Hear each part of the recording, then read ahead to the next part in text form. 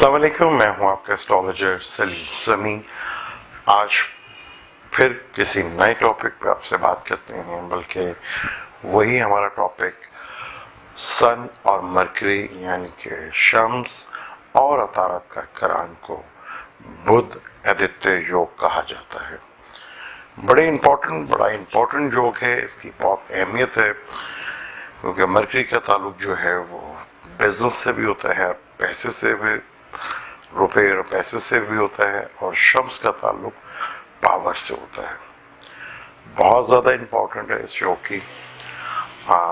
Scorpio तक हम बता चुके हैं, आज सेक्रेटरी से लेकर पाइसेस तक इसकी बात करते हैं। देखा ये जाता है कि 12 जोडिक में ये योग कहाँ बन रहा है और कहाँ नहीं बन रहा। कुछ खास जोडिक्स ही होते हैं जहाँ पे ये योग बनता है, क्योंकि सन और मरकरी 95% कुंडलियों में इकट्ठे ही पाए जाते हैं, यानी कि इकट्ठे आपको अक्सर कुंडली में ये मिलेंगे। बहुत कम होता है कि ये एक घर आगे हो या एक घर पीछे होगा, इससे ज़्यादा इसका फासला नहीं होता। अमूमन ये इकट्ठे ही रहते हैं। मरकरी और बुध साथ साथ ही चलते हैं।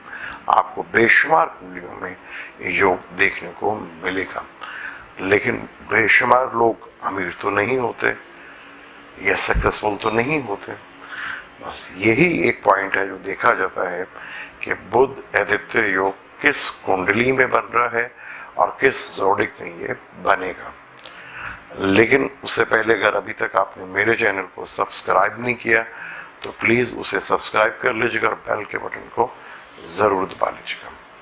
अब हम बात करते हैं सैजिटेरियस की। सैजिटेरियस का 9वां घर जो है वो असद यानी कि ल्यू का घर होता है। वो जो असद जो है 9वां घर ट्राइंग का घर है।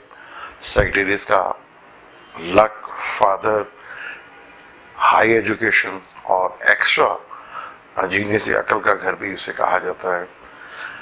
तो ये शम्स कुंडली में बहुत बड़ा योग कारक हो गया। और मरकरी भी केंद्रा का मालिक है, यहाँ वो 7वें घर का भी मालिक है और 10वें घर का भी मालिक है, यानी कि daily source of income, life partner, business partner और आपके 10वां घर यानी कि बिजनेस और आपके जो एक्टिविटी अमल होता है उसका भी 10वां घर। इस कुंडली में ये योग बनेगा। यहाँ पर ये योग बहुत फायदेमंद होगा अगर सन और मरकरी की डिग्री वाइज फासला हो। इसे बताया गया है कि 12 डिग्री का फर्क हो तो ये योग बहुत ज़बरदस्त काम करता है। सन के ज़्यादा करीब आने से ये योग ख़त्म हो जाएगा, क्योंकि हर स्टार जो है, हर सियारा जो है वो शम्स के पास आके गुरूब हो जाता है। तो कुछ फासले के ऊपर ही बने 12 डिग्री में। कुछ यहाँ भी कहता है कि अगर नवांशा में इन दोनों का घर की तब्दीली है, फर्ज कर लें कि नवांशा में ये डिफरेंट घर में है, सन किसी और घर में है, मरकरी किसी और घर में, तब भी कम्बस ख़त्म हो जाता है। लेकिन 12 डिग्री से 15 डिग्री तक का फासला हो तो ये योग बहुत अच्छा होता है। सैजिटेरियस में ये योग बनेगा। अगर सैजिटेरियस में योग बनता है तो ये बहुत ही ज़बरदस्त, केंद्रा में या ट्राइंग में ये योग बहुत ज़बरदस्त रहेगा। अब हम बात करते हैं कैप्रिकॉर्न की। कैप्रिकॉर्न मरकरी इसका बहुत बड़ा योग कारक है, क्योंकि 9वें घर का मालिक, क्योंकि 9वां घर कैप्रिकॉर्न का विर्गो का होता है और छठा घर भी मरकरी का है जो जमनाई का है। तो मरकरी कैप्रिकॉर्न लगन में तो योग कारक है, लेकिन सन इस कुंडली में 8वें घर का मालिक है और मेलिफिक प्लैनेट है। तो मेलिफिक प्लैनेट कोई भी सा हो वो योग नहीं बनाता, तो कैप्रिकॉर्न लगन में ये योग नहीं बनेगा।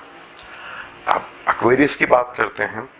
एक्वेरियस मरकरी यहाँ पे भी योग कारक है, 5वें घर का मालिक यानी ट्राइंग का मालिक है और 8वें घर का भी मालिक है। तो मरकरी बुर्ज एक्वेरियस में योग कारक है, लेकिन शम्स जो है वो 7th का मालिक है, वो यहाँ पर योग कारक नहीं है। तो बुर्ज एक्वेरियस में भी ये योग नहीं बनता।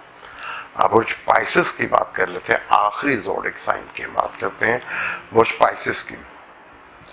पाइसेस और शम्स दो बेहतरीन दोस्त हैं, लेकिन पाइसेस में शम्स को छठा घर मिला हुआ है, फंक्शनली मेलिफिक है। इस घर में सन जो है मेलिफिक कहलाता है, और मरकरी केंद्रा का मालिक है, यानी कि फोर्थ और सेवन का। तो पाइसेस लगन में भी ये योग नहीं बनता, क्योंकि पाइसेस लगन में सन जो है वो छठे घर का मालिक है, मेलिफिक प्लैनेट है यहाँ पे। तो पाइसेस लगन में भी बुध आदित्य योग, यानी कि सन और मरकरी का कॉम्बिनेशन जो है योग बनाता है, वो योग पाइसेस लगन में भी नहीं बनेगा। स्वाय जो आज हमने 4 ज़ोडिक डिस्कस किए हैं, उनमें सिर्फ वाहिद सैजिटेरियस है जहाँ ये योग बनता है। बहुत ज़्यादा अच्छा योग ये जो है, ये ल्यू के अंदर सबसे ज़्यादा इसके बेनिफिट्स देखने को मिलते हैं। अब मुझे दें इजाज़त, फिर किसी नए टॉपिक पे आपसे बात करेंगे। अल्लाह हाफिज़।